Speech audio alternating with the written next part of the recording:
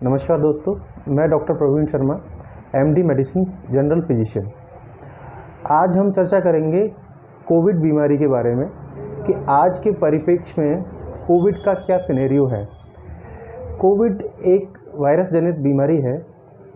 जैसा कि हम पिछले 2 वर्ष से देखते ही आ रहे हैं कि कोविड ने लाखों लोगों को, हमारे देश के लाखों लोगों को इसका शिकार बनाया। कई लोगों की मौतें भी हुई और बहुत सारे लोग ट्रीटमेंट से ठीक भी हो गए। किंतु आज के सिनेरियो में इस कोविड का कितना घातक कोविड है, इसके बारे में जानना आपके लिए ज़रूरी है। क्योंकि जिस तरीके से वैक्सीन आ जाने के बाद में कोविड की सीवियरिटी और कोविड को लेकर के जनता के मन में से भय निकल चुका है, उस चीज़ के बारे में जानकारी अति आवश्यक है। दोस्तों, कोविड के लेकर के जनता के मन में से भय निकल चुका है, उस चीज़ के बारे में जानकारी अति आवश्यक है।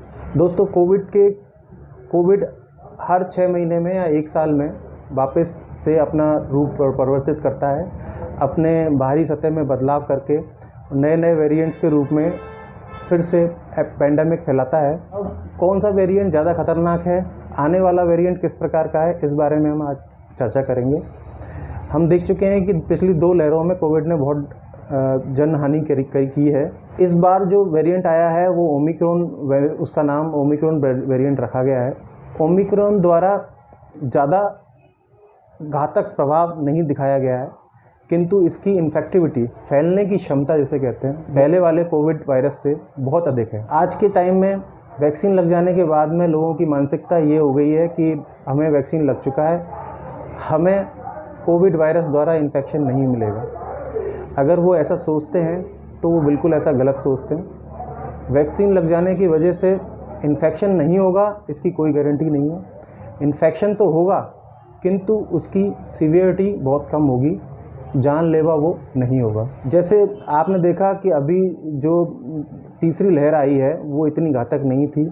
ओमिक्रॉन के प्रभाव की वजह से लोग प्रभावित भी हुए हैं, पर लोगों ने कोविड की गाइडलाइंस को पालन करना हाल ही के दिनों में देखा है कि बिल्कुल छोड़ दिया है। मैं आपसे यही गुजारिश करूंगा कि आप मास्क का उपयोग करें, हैंड्स को सैनिटाइज करें, आपस में सोशल डिस्टेंसिंग रखें। ये चीज़ आपको अगले 3 से 4 साल तक बनाए रखनी पड़ेगी। आपको कोविड के बदलते हुए स्वरूप के साथ जीना सीखना होगा। सबसे इम्पोर्टेंट बात है कि अब आने वाले समय में कोविड का रूप किस प्रकार का होगा। कोविड हर 6 महीने में अपना रूप बदल करके आएगा। यदि आप वैक्सीनेटेड हैं, आपकी जीवन शैली अच्छी है, आप कोविड की गाइडलाइंस का पालन करते हैं, तो आप सुरक्षित रहेंगे। आज के टाइम में गवर्नमेंट ने 2 वैक्सीन के बाद में बूस्टर वैक्सीन की भी लगाए जाने की घोषणा की है। अभी के टाइम में केवल हेल्थ केयर वर्कर्स और 60+ जो इंडिविजुअल्स हैं, उन लोगों को बूस्टर वैक्सीन के लिए बोला गया है। बूस्टर वैक्सीन के बारे में कुछ बात बताना चाहूँगा कि जिन लोगों को कम से कम सेकंड वैक्सीन लगे हुए 9 महीने बीत चुके हैं, उन्हीं लोगों के अंदर को ये बूस्टर वैक्सीन लगाई जा रही है। और बूस्टर वैक्सीन लगाना बहुत ही ज़्यादा ज़रूरी है। कारण ये कि जो वैक्सीन के द्वारा हमें इम्यूनिटी प्रोवाइड होती है, वो इम्यूनिटी ज़्यादा समय तक लास्ट नहीं करती है बॉडी में। समय के साथ साथ वो इम्यूनिटी कम होने लगती है और वैक्सीन लगवाने के बावजूद भी व्यक्ति को संक्रमण होने की संभावना बनी रहती है। तो अगर किसी के मन में ये मिथ्या है कि उसने वैक्सीन डोज लगा रखी है और वो कोविड के संक्रमण से मुक्त हो चुका है हमेशा के लिए, ऐसा नहीं है। कोविड का संक्रमण उसे अवश्य होगा, पर वैक्सीन लगा रखी है तो उसकी सीवियरिटी कम रहेगी।